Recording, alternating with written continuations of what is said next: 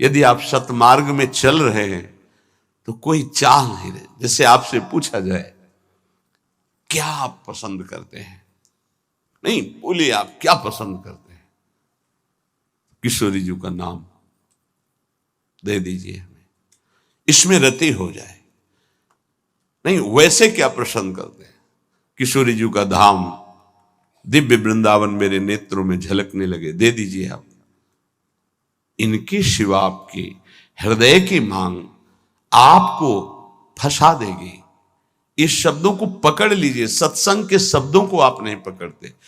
आपका मन जब विपरीत चिंतन करता है तो आप कीर्तन कीजिए, वाणी जी का उच्च स्वर से गायन कीजिए। एक बार जीत गए तो 1000 बार इसको पटक दोगे मन को, एक बार हार गए तो 1000 बार पटकी लगाएगा आपको। आप समझो, आप किसी विशेष कृपा से आप चल रहे हैं। अगर इस विशेष कृपा की अवहेलना करेंगे तो आपका परमार्थ रुक जाएगा। पूज्यपाद श्री उड़िया बाबा जी महाराज से स्वामी अखंडानंद जी महाराज प्रश्न करते हैं, बाबा यदि कोई हमारे गुरु और इष्ट की निंदा कर रहा है तो हमारा क्या कर्तव्य बनता है? यदि कोई हमारे गुरुदेव की इष्ट की निंदा करता है तो हमारा उस समय क्या कर्तव्य बनता है? उत्तर, उस उपासक को चाहिए कि उसके सामने जो इष्ट की निंदा या गुरुदेव की कर रहा है वहां से तत्काल हट जाना चाहिए, कभी भी दोबारा उसके पास नहीं बैठना चाहिए। नीति कहती है कि सहन नहीं करना चाहिए, लेकिन प्रीति कहती है कि उठ के चल देना चाहिए, लड़ाई झगड़ा नहीं करना चाहिए। बहुत ये व्यवहार की बहुत काम की बात है। प्राय ऐसा संयोग मिलता है कि हमारे इष्ट और गुरुदेव की अवहेलना करने वाले हमारे रिश्तेदार नातेदार संबंधी ही होते हैं, माता या पिता या ऐसे। क्यों होते हैं?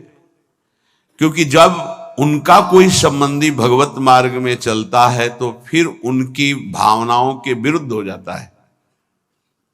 अगर वो उनकी भावनाओं का ही केवल पोषण करने लगेगा तो इष्ट गुरु से विरुद्ध हो जाएगा, पक्का, आगे चल के देख लेना। और जब इष्ट गुरु की भावना में वो पुष्ट होता है तो उनकी लौकिक भावनाओं को वो कुछ भी नहीं गिनता। अब उनको लगता है कि ये जो हमारा पुत्र है या पुत्री है या पत्नी है या परिवार का सदस्य है, कितना हमें प्यार करता था, ये जब से गुरुजी से मिला, जब से उपासना में आया, तब से ऐसा हुआ। तो उसकी गुरु के प्रति, इष्ट के प्रति भी निष्ठा नहीं रहती, भक्ति नहीं रहती, और उसी के अंदर से माया निंदा करवाने लगती है बहुत प्रियजनों के द्वारा। अब वहां क्या हमारा कर्तव्य है? हमको पास नहीं बैठना, हमको उनका विरोध नहीं करना। बाबा कहते हैं नीति तो आदेश करती है सहन ना करने की बात। संत शंभुश्री पद अपवादा कही सुनी तहां अस मर्यादा काटी जीव तासु जो बसाई, नीति कहती है। लेकिन बाबा कह रहे हैं भक्ति कहती, प्रीति कहती है कि हमको क्रोध नहीं करना, हमको वैर नहीं करना, बदला लेने की भावना नहीं करना, और ना हमको सुनना है। कान में अंगुली डाल के तत्काल वहां से अलग हो जाना, उससे फिर पुनः मिलना नहीं, उसका संबंध हृदय से अस्वीकृत करना है। जो सहन करता है तो भगवान और गुरुदेव में उसकी प्रीति स्थित हो जाती है। यही जीवन का परम लाभ है। दूर का कोई करे तो चलेगा, बिल्कुल पास का करेगा, नजदीक एकदम विरोध शुरू होगा, बिल्कुल नजदीक शुरू होगा। आपको बचाना है अपने आप को और उसका भी मंगल मनाना है। भगवान से प्रार्थना करनी है कि इसकी बुद्धि शुद्ध हो जाए और अपने को उसके आकर्षण, संबंध, वचन तीनों से दूर हटाना है। क्योंकि भगवान की स्मृति स्वयं श्री भगवान है। अगर आप इष्ट और गुरु की निंदा सुनेंगे, करना तो बहुत दूर की बात, तो आपकी भगवत स्मृति गायब हो जाएगी, स्मृति चली जाएगी। स्मृति गई तो कुछ नहीं रह गया। यहां तक कि उपासक को भगवान से भी बढ़कर भगवान की स्मृति पर भाव रखना चाहिए। यस्य स्मरण मात्रेण जन्म संसार बंधनात्, जिनका स्मरण मात्र संसार में जन्म मरण के चक्र से मुक्त कर देता है, उन प्रभु की स्मृति को प्रभु से भी बढ़कर के मानना है। कोई कहे प्रभु से बढ़कर कैसे हो सकता है? तो प्रभु तो हमारे हृदय में है, लेकिन उनकी स्मृति नहीं है, तो नाना प्रकार के विकारों में हम बंधे बह गए। और जिस दिन से गुरु कृपा से भगवत स्मृति जागृत हुई, तो हमें सुख मिला, शांति मिली, विश्राम मिला। दुख प्रभु नहीं दूर किए, प्रभु तो सबके हृदय में बैठे हैं। प्रभु की स्मृति भजन ने दुख दूर किया। गोस्वामी जी ने भी लिखा है कि सबके हृदय अछत अविकारी, सकल जीव जग दीन दुखारी, तहां वेद अस कारण भाखा। वहां वेद ऐसा कारण बता रहे कि भगवान तो सबके हृदय में अछत अविकारी सुख सिंधु विराजमान है, पर जीव सब दीन दुखी हो रहे हैं, विषयों के प्रति दीन और दुखी हो रहे हैं। उसका कारण क्या है? भजन नहीं है। भगवान के होते हुए दुख निवृत्त नहीं हुआ, लेकिन जे भी भजन प्रारंभ हुआ भगवत स्मृति, वो दुख को जड़ से मिटा दिया। इसलिए भगवत स्मृति भगवान से भी बढ़कर, ऐसे भगवान की स्मृति देने वाले गुरुदेव और जिनकी स्मृति ऐसे हमारे आराध्य देव, अगर इनकी कोई निंदा करे तो मेरा प्रिय कैसे हो सकता है? माया जहां आप एकाग्रता करके प्रभु में लगने की कोशिश करेंगे तो विविध रूपों में आकर आपको आकर्षित करेगी। आप आकर्षित ना हो, आप विरोध से परास्त ना हो, आप अपनी भक्ति को पुष्ट रखें। जो जीव मेरा और तेरा, मैं और मोर, इसी को महत्व दे रहा है, वो भगवान से प्यार नहीं कर सकता। क्योंकि भगवान से प्यार करने के लिए इस मेरा और तेरा को, लौकिक शब्द को मिटाना पड़ेगा। मैं सिर्फ प्रियालाल का हूं, प्रियालाल मेरे, बस ये हृदय की स्थिति होनी चाहिए। देख लीजिए, प्रभु में ऐसी स्थिति, अनन्य चिंतन तभी हो सकता है जब हृदय में बात आ जाए कि मैं प्रभु का, प्रभु मेरे, बस सिर्फ प्रभु मेरे। प्रभु का वैभव रचा हुआ नहीं, प्रभु का जो भी है वो उससे मेरा संबंध नहीं, प्रभु से संबंध है। प्रभु का रचा हुआ तो अखिल ब्रह्मांडों में रजोगुणी लीला हो रही, तमोगुणी लीला हो रही, सतोगुणी लीला हो रही, नहीं, हमें प्रभु चाहिए, ये लीला नहीं, ये माया नहीं। जितनी भगवान की स्मृति में जन डूबते हैं उतना ही आनंद का अनुभव होता है। पर जब हृदय में भोगों के प्रति राग होता है और जब वो नहीं मिलता तो क्रोध हो जाता है, चिड़चिड़ा स्वभाव हो जाता है, नाक में गुस्सा भर जाती है। ये उपासक सावधान इस वृत्ति से नहीं। अगला इसका जो कदम है उसका नाम है भय। राग भोगों का, बराबर भोग तुम्हें मिलते रहे ऐसा सृष्टि में कभी किसी को नहीं होता। परिस्थिति बिगड़ती भी है, कभी ऐसी परिस्थिति आती है कि मनोनुकूल भोग नहीं मिलते, उस समय क्रोध, चिड़चिड़ा स्वभाव नहीं, शासन में लीजिए, नहीं, अगला कदम जो है वो बड़ा भयावह है। राग से क्रोध और क्रोध से भयावह स्थिति। नित्यानंद रस की अनुभूति के लिए चलने वाला उपासक हृदय में भोगों का राग न रखे, नहीं तो क्रोध, चिड़चिड़ा स्वभाव हो जाना, कुछ अच्छा ना लगना, वो विध्वंसक भाव आगे भय उपस्थित कर देगा, आपकी चेष्टा भयावह होगी। भक्ति में मुख्य बात है, भक्त कभी भी महापुरुषों के वचनों की अवहेलना न करे, अपराध न करे। इसका पूरा ध्यान रखें, नहीं तो बुद्धि भ्रष्ट हो जाएगी। ये मैं गूढ़ बात कहता हूं। जिन उपासक के अंदर भोगों का राग है, क्रोध है, भयावह कल्पनाएं हैं, वो आज्ञा का उल्लंघन करते हैं।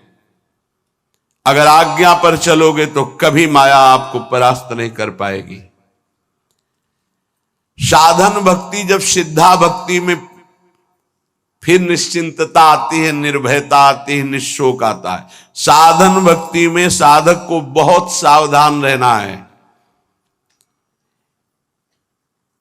ये 6 बातें साधन भक्ति में होंगी, तभी सिद्ध स्वरूप जागृत हो जाएगा। पूज्यपाद उड़िया बाबा जी, चिदानंद समुद्र भगवान की निश्चित प्राप्ति हो जाएगी, सिद्ध पुरुष हो जाएगा यदि ये 6 बातें रही। पहले, भारी से भारी आपके प्रति कोई अपराध कर दे तो उसे क्षमा करने की आपके अंदर वृत्ति होनी चाहिए। क्रोध करके उसको मानसिक संकल्प करके दंड देना, या शारीरिक दंड देना, या समुदाय से दंड दिलाना, किसी भी प्रकार का ऐसा भाव नहीं होना चाहिए। जैसे आप भजन करते हैं, आपके मन में संकल्प बना कि तुमने हमारा अपमान किया है, तुम्हें भगवान देख लेंगे, भोगोगे, तो यदि भजन बल है तो लागू हो जाएगा उस पर और वो कष्ट भोगेगा पक्का। लेकिन वो तो कष्ट भोगेगा शारीरिक, पर आप खाली हो गए और अब भजन की वो वृत्ति आएगी नहीं, क्योंकि आप सिद्धांत से गिर गए।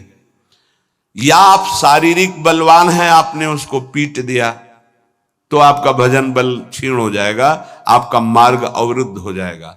या आपके बहुत अनुयायी हैं, उनसे पिटवा दिया। किसी भी तरह से दंड दिलवाना भक्ति को खो देना है, ये बात अच्छे से समझ लीजिए। तो पहला है क्षमा। किसी भी कारण से एक भारी से भारी अपराधी को भी क्रोध करके दंड देने की भावना ना होना। दूसरा है, कभी भी किसी भी वस्तु, व्यक्ति, स्थान पर महत्व रखकर अपने प्रभु को भूल जाना, ये बहुत सावधानी की जरूरत। तभी आप सिद्ध होंगे, परिपक्व अवस्था तभी आएगी।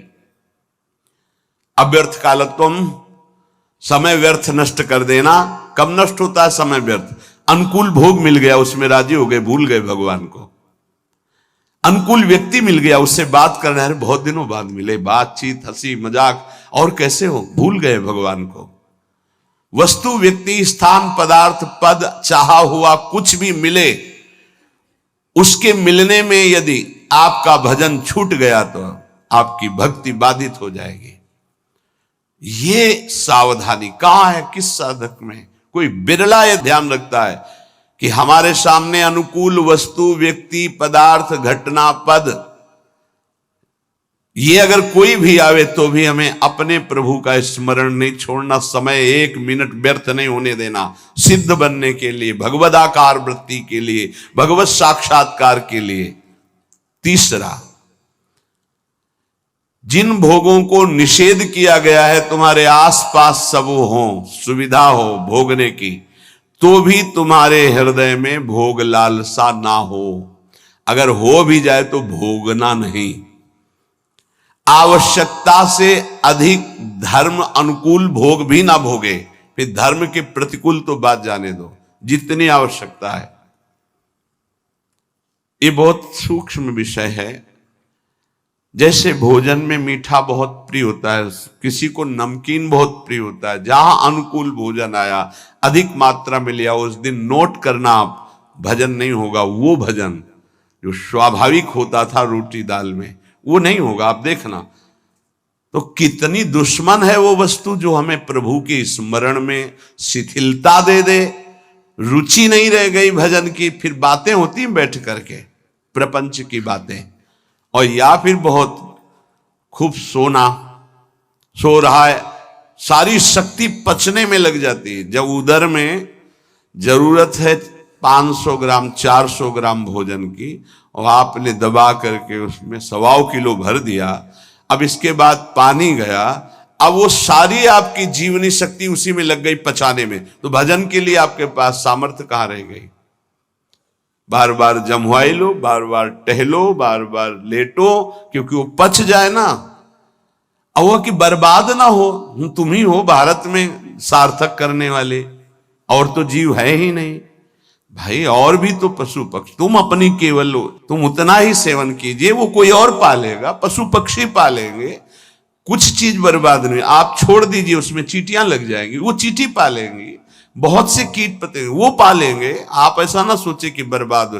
तो उपासक को पदार्थ, वस्तु और व्यक्ति, हमें किसी व्यक्ति से इतना प्रेम नहीं कर लेना कि वो उसके मिलने पर प्रभु का विस्मरण हो जाए। ये बहुत सूक्ष्म बातें महापुरुषों के द्वारा शोध कर कही गई हैं। चौथा, सम्मान सबको बहुत प्रिय है, बहुत प्रिय है। सम्मान किसको अच्छा नहीं लगता? पशु पक्षी को भी अच्छा लगता है सम्मान। पुचकार कर, दुलार करो, प्यार करो, सम्मान दो। जो भगवत मार्ग में सिद्धावस्था को प्राप्त होना चाहता है, सम्मान को जहर की तरह देखे और नीच पुरुषों द्वारा किए हुए अपमान को अमृत के समान पान करके निराभिमानी बन जाए। चौथी बात है, देखो परमार्थ को तो समझना ही पड़ेगा, ये बहुत जहरीली बात है। सिद्धावस्था ऐसे प्राप्त नहीं हुई। पहला, तुम्हारा कोई किसी भी तरह से अपराध करे, तुम्हें क्षमा करना है। ना मानसिक, न शारीरिक, न वाचिक, न व्यवहारिक, किसी भी तरह का उसको दंड देने का विधान यद्यपि सामर्थ है फिर भी नहीं, पहला। दूसरा, कभी भी किसी भी वस्तु, व्यक्ति, स्थान के आकर्षण में प्रभु को नहीं भूलना, यह तुम्हारे ऊपर शर्त है। तुम्हारे सामने कोई व्यक्ति आए, वस्तु आए, पदार्थ आवे, घटना आवे, प्रभु को नहीं भूलना। अंदर राधा राधा राधा, किशोरी जी से बढ़कर प्रिय कौन हो गया, जिससे अगर प्रभु को भूल जाते हैं तो वो बड़ा हो गया, प्रभु छोटे हो गए।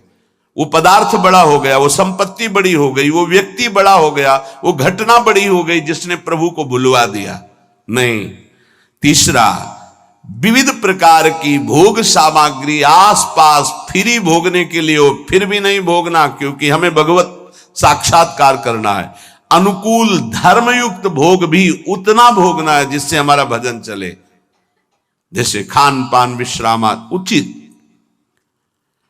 सम्मान सबको प्रिय होता है, अपमान सबको दुखद होता है। भक्त को अपमान अमृत के समान लगता है, सम्मान विष के समान लगता है, उल्टा, वो निराभिमानी होता है। पांचवा, इष्ट देव के चिंतन में व्यभिचार नहीं होना चाहिए। व्यभिचार ये परिपक्व भगवत साक्षात्कार की बात है, साधारण साधक की, प्रारंभिक साधक की बात नहीं है। 4 बार शिव जप लिया, 5 बार अमुक जप लिया, फिर जप लिया, ये जप लिया, वो जप लिया, नहीं। केवल अपने इष्ट देव में ही, अगर शिव है तो शिव संबंधी, राम तो राम संबंधी। अब ये सिद्धावस्था की तरफ जा रहा है साधक। यहां खिचड़ी नहीं होगी, यहां सीधे एक वृत्ति केवल अपने इष्ट देव की, उन्हीं का स्वरूप, उन्हीं का सेवा, उन्हीं का नाम जप, उन्हीं के गुण कीर्तन, उन्हीं के प्रेमियों से मिलना। इष्ट मिले और मन मिले, तभी परिपक्व सिद्धावस्था को प्राप्त होंगे। छठवां, सदगुरु की शरण में रहकर उनके बताए हुए मार्ग से चलना। सिद्धावस्था ये बहुत कठिन है, बहुत कठिन है। सदगुरु की आज्ञा में जो जीवन दे दे, बहुत कठिन है। कल एक उपासक कह रहे थे कि हम बहुत प्रयास करते हैं, वर्षों हो गए करते हैं, लेकिन अभी यही निश्चय नहीं कर पाए कि मुझे जाना कहाँ है, जपूं क्या, निरंतर क्या करूं। गुरुदेव का वर्ण किया? बोले नहीं, तो पूरा जीवन व्यतीत हो जाएगा, निर्णय थोड़ी कर पाओगे। ये निर्णय तो गुरुदेव के द्वारा होता है। जो गुरुदेव ने नाम दिया, जो साधन बताया, आजीवन उसी में। गुरु प्रदत्त इष्ट के विग्रह में, छवि में, नाम सेवा में सर्वस्व विराजमान है, भाव समझ लीजिए। गुरु प्रदत्त नाम मंत्र में, गुरु प्रदत्त साधना, वो सिद्ध होने के लिए बहुत आवश्यक है, और उसी में स्थिति होने से सिद्धावस्था प्राप्त होती है। बहुत ये सूक्ष्म विषय सब नहीं समझ पाएंगे।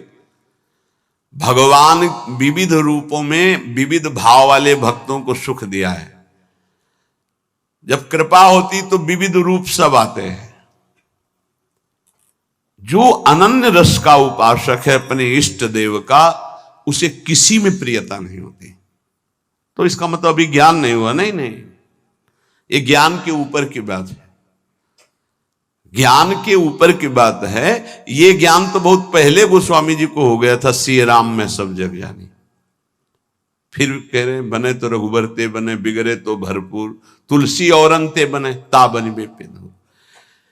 सदगुरु की शरण में साधना करने वाले उपासक की एक पहचान होती है। गुरु प्रदत्त इष्ट नाम उपासना के सिवा और कुछ अच्छे नहीं लगेगा। कोई सिद्धांत वर्णन उसके पकड़ में नहीं आएगा, उसको सब माया नजर आएगी। कोई भी भगवान रूप रख करके आवे, उसको प्रियता नहीं होगी। उसको प्रियता उसी में होगी जो गुरुदेव भगवान ने इष्ट दिए हैं। ये खास बात उस गुरु प्रदत्त साधन करने वाले महामहिम साधक में होती, ये सब में नहीं होती।